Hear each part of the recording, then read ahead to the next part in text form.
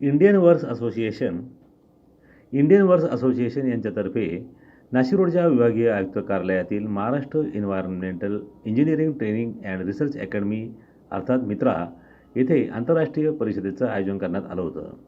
नाशिक महानगरपालिका मित्रा यांच्या संयुक्त विद्यमाने आयोजित या 2 दिवसीय परिषदेचे उद्घाटन युटिलिटीचे संचालक डॉक्टर दयानंद पानसे, IWWAचे अध्यक्ष सुभाष भुजबळ, मलेशिया येथील INDAचे CEO नरेंद्र मनियम, इंटरनॅशनल वॉटर असोसिएशनचे नियोजित अध्यक्ष प्राध्यापक रामंता कसान, AIILSGचे डायरेक्टर जनरल आणि सचिव जयराज पाठक, केंद्रीय जलशक्ती मंत्रालयातील department of water resources, river development and Ganga education या विभागाचे आयुक्त अनुज करवाल, श्रीलंकेचे मंत्री महोदय जीवन थोंडमन, IWWAचे संचालक डॉक्टर पराग सदगीर यांच्या उपस्थितीत पार पडले.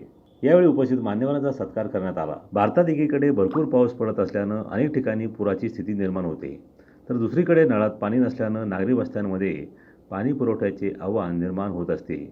ही परस्पर विरोधी परिस्थिती बदलायची असेल तर पाण्यावर अवलंबून असलेल्या विविध क्षेत्रांनी एकमेकांमध्ये समन्वय साधताना पाण्याचा प्रभावी वापर करणं गरजेचं आहे. योग्य व्यवस्थापनातूनच पाण्याचा प्रश्न सुटेल असा विश्वास या परिषदेतून व्यक्त झाला. भारतात पाण्याचा योग्य प्रकारे वापर केल्यास पुढील 50 वर्षांसाठी स्थानिक स्तरावरील पाण्याची मागणी पूर्ण करता येऊ शकते, असं मत अनुज कनवाल यांनी मांडले. पाण्याविषयीची आव्हाने खूप आहेत. पाणी प्रश्न सोपा नसून सर्वांनी मिळून काम करणे काळाची गरज असल्याचं मत नरेंद्र मनियम यांनी व्यक्त केलं. आंतरराष्ट्रीय कार्यरत असलेली संघटना तसंच महापालिकेसोबत काम केल्यास सकारात्मक परिणाम दिसून येऊ शकतात, असा मानस जयराज फाटक यांनी व्यक्त केला. या परिषदेच्या पहिल्या दिवशी विविध विषयांवर तज्ज्ञांनी आपली मते मांडली. तसंच चर्चा करताना पाण्याच्या व्यवस्थापनावर विशेषतः ग्लोबल साऊथ या अंतर्गत मोडत असलेल्या देशांमध्ये आवश्यक उपाययोजनांबाबतही चर्चा घडवण्यात आली. Doctor Dayanand Panse, director utility Indian water works association. आपल्या सर्वांचं स्वागत आहे. आज इंडियन वॉटर वर्क्स असोसिएशनतर्फे इथे मित्रा नाशिक इथे आम्ही एक इंटरनॅशनल कॉन्फरन्सचं आयोजन केलेलं आहे आणि त्याचा उद्घाटन समारंभ आत्ता नुकताच पार पडला. Towards improved urban water for sustainable development in global south हा याचा विषय आहे आंतरराष्ट्रीय परिषदेचा. आणि ह्या परिषदेसाठी आज वेगवेगळ्या देशातनं लोक आलेले आहेत. मलेशियावरनं आलेले आहेत, साऊथ आफ्रिकावरनं आलेले आहेत, नेपाळ आहे, श्रीलंका आहे, बांगलादेश आहे, थायलंड आहे आणि फ्रान्सवरनं पण आलेले आहेत. याच्यामध्ये आज आपण बघतो की पाण्याचा प्रश्न दिवसेंदिवस गंभीर होत चाललेला आहे आणि आपल्या प्रमुख पाहुणे श्री अनुज कनवल हे जलशक्ती मंत्रालयाचे कमिशनर आहेत, तिकडनं दिल्लीहून आलेले आहेत आणि त्यांनी सांगितलं की किती गंभीर हा प्रश्न निर्माण झालेला आहे आणि पाण्याची उपलब्धता कमी कमी होत चाललेली आहे. तर त्याच्यासाठी आपल्याला आपल्या पाण्याचा वापर कसा चांगल्या पद्धतीने होईल जेणेकरून उपलब्ध पाणी पुढच्या पिढ्यांसाठी आपण वाचवू शकू, याच्यासाठीचे काही त्यांनी उपाय पण सांगितलेले आहेत. तर या 2 दिवसाच्या आंतरराष्ट्रीय परिषदेमध्ये ह्या विषयावरती गहन चर्चा होणार आहे आणि जसे भारताच्या बाहेरच्या देशातून आलेले तसे भारतातल्या कित्येक शहरांमधनं पण काही लोक इथं आलेले आहेत आणि जे आज आपले विचार इथं व्यक्त करणार आहेत, प्रगट करणार आहेत. या परिषदेच्यासाठी आपण एक छोटं प्रदर्शन पण आयोजित केलेलं आहे. वेगवेगळ्या कंपन्या आहेत इथे, 10 ते 12 स्टॉल्स आहेत त्यांनी त्यांचे प्रॉडक्ट्स आणि त्यांच्या सर्व्हिसेस या इथे डिस्प्ले केलेल्या आहेत. आणि या परिषदेला साधारणपणे 300 सदस्य उपस्थित आहेत. इंडियन वॉटर वर्क्स असोसिएशनचे तर आहेतच आहेत, पण महाराष्ट्र जीवन प्राधिकरण ही महाराष्ट्राची अग्रगणी राज्याची पाणीपुरवठा स्वच्छता काळजी घेणारी संस्था आहे. त्याचे इंजिनियर्स आहेत.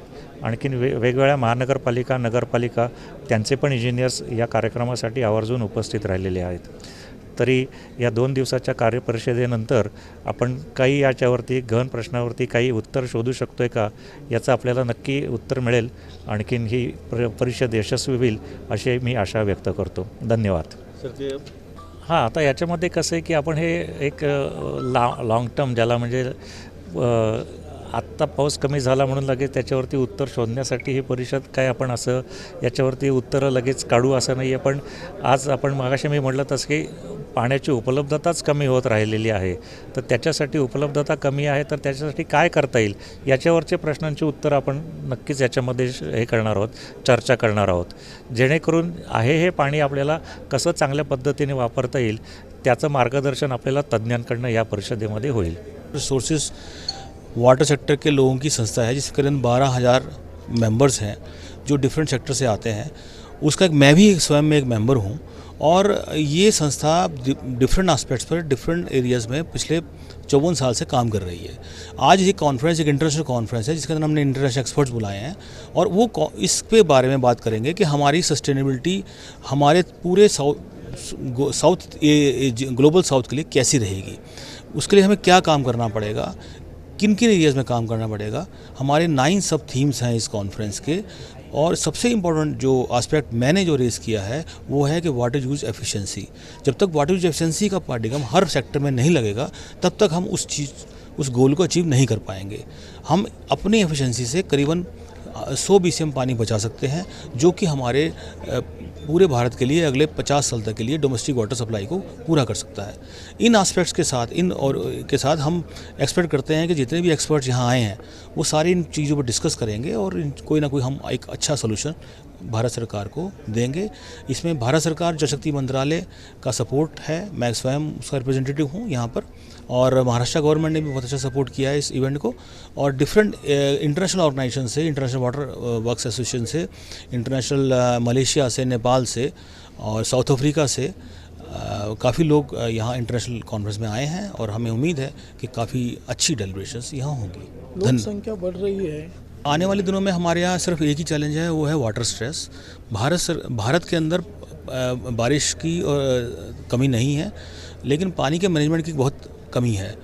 हम ये देखते हैं कि आज हमारे यहाँ बाढ़ आई हुई है और नल खोलते हैं तो नल में पानी नहीं मिलता। तो दोनों चीज़ें जो हैं वो चैलेंज है हमारे लिए कि नल के अंदर पानी भी आना चाहिए और बाहर जो बाढ़ है, अर्बन फ्लड्स, उसको भी मैनेज करना चाहिए। ये जो चैलेंज है, ये कई लोग उसको क्लाइमेट के कहते हैं, कई लोग उसको डिफरेंट पर्सपेक्टिव में देखते हैं, पर मेरा ये मानना है कि ये एक वाटर मैनेजमेंट का इशू है जिसको अगर पर्सपेक्टिव से ढंग से दिया जाए और क्रॉस सेक्टरल अप्रोच की जाए, एक सेक्टर दूसरे सेक्टर से बात करे, एक सेक्टर का पानी दूसरे सेक्टर के पानी से मिक्स हो, तो वन वाटर अप्रोच जो होगी तब उसके बाद ही कुछ सोल्यूशन निकल पाएगा।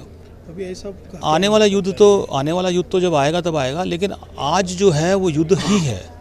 अगर आप आज भी देखें तो पानी के अगर टैंकर आ जाए, कहीं पानी की सप्लाई ना हो, तो टैंकर के पीछे मारामारी मच जाती है, लड़ाई हो जाती है। ये छोटे स्केल पर है। बड़े स्केल पर आज भी बड़े बड़े कंट्रीज़ जो हैं आपस में लड़ रहे हैं। इथोपिया और मिस्र की लड़ाई चल रही है पानी के ऊपर। आज उन्होंने फाइटर जेट भेज दिए। आज हमारे देश के अंदर कावेरी डिस्प्यूट पे इतना बड़ा झगड़ा है, महादई पे इतना झगड़ा है, नर्मदा पे झगड़ा है। तो जो झगड़े हैं वो क्योंकि वाटर यूज़र जो हैं वो बढ़ते जा रहे हैं, यूज़र्स के साथ साथ यूजेज भी बढ़ते जा रहे हैं, सेक्टर भी बढ़ते जा रहे हैं, इंडस्ट्री भी बढ़ती जा रही है, डोमेस्टिक बढ़ता जा रहा है, इरिगेशन वाला अपना पानी मांग रहा है। तो इन सारी चीज़ों का समावेश कहीं ना कहीं कॉन्फ्लिक्ट में आ रहा है। दरम्यान परिषदेच्या दुसऱ्या दिवशीही अनेक तज्ज्ञांनी उपस्थितांना मार्गदर्शन केलं. गुड्डू शेख, दिशानुज, नाशिक.